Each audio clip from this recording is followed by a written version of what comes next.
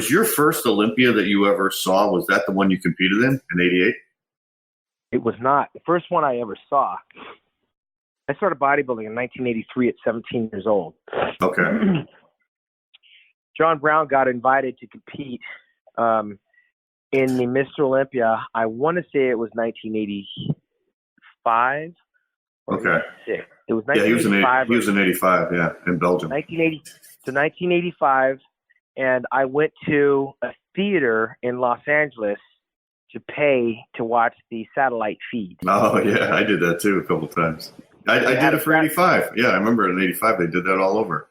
I did it in Chicago. Absolutely. They did it everywhere around the country. Right. And you paid to go in and sit down and you watched the live feed uninterrupted. It was a great live feed. I don't even know if there was commentators. I don't remember. Yeah, in the theater. Yeah. But to go from training in a gym with a guy, actually not training with him, he was beating my ass. I was really a punching bag for John Brown.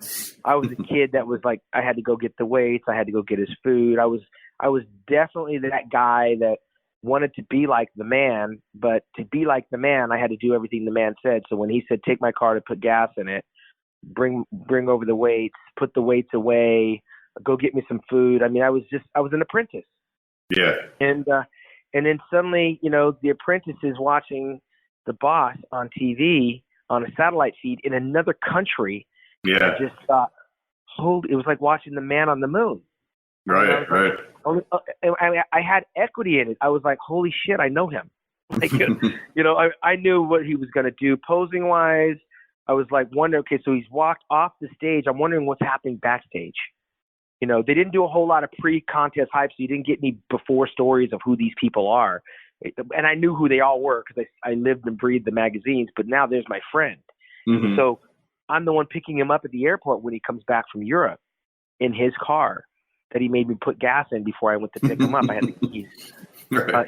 His home phone, he couldn't have a home phone in his condo because his roommate ran up the bill. So he had a landline in my dad's house. I live with my dad. My parents were divorced. Oh, really? He had a phone with an answer machine at my house. So I'm picking him up and he says, make sure I need to know who called while I was gone because he's out of the country. So I had to listen to his voice messages, write on a pad of paper who called and when and what they said. And when I got him at the airport and he got in the car and I'm the driver, he's sitting in the passenger seat reading all of his messages. This is what that's the time.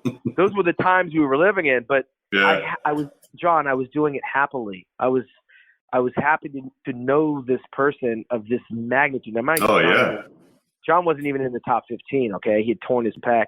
Right.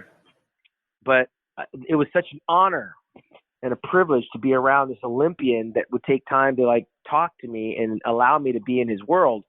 That made me get a sniff, a taste of what celebrity and hard work and stardom can do for a person. Because mind you, John Brown, I follow him around. And we'd go to these El Torito or El Paso Cantina or different places, and the Rams football players were there from Anaheim, Eric Dickerson, and even Marcus Allen, because the Raiders were in town. He knew all the football players, and I'm there. Football was my guy.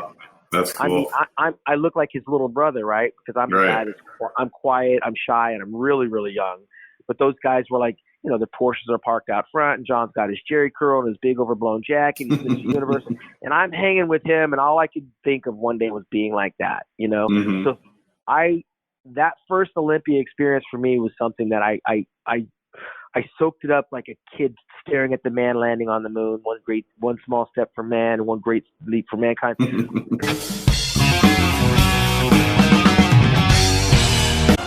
Bodybuilding Heroes and Legends Volume 1 by John Hansen is the book that celebrates the golden age of bodybuilding. This was the era in which legends such as Arnold Schwarzenegger, Sergio Oliva, Frank Zane, Robbie Robinson, Cal Skalak, and Mike Menser battled it out on stage for the biggest titles in bodybuilding. Read about some of the most exciting competitions that took place in the 1970s, including the Oliva-Schwarzenegger battles, Zane's first Olympia victory, and Skalak's controversial Mr. Olympia appearance, and much more. Filled with inspiring images of some of the greatest bodybuilders in the history of the sport, Bodybuilding Heroes and Legends Volume 1 is now available on Amazon.com, or email John directly at naturalolympia@gmail.com.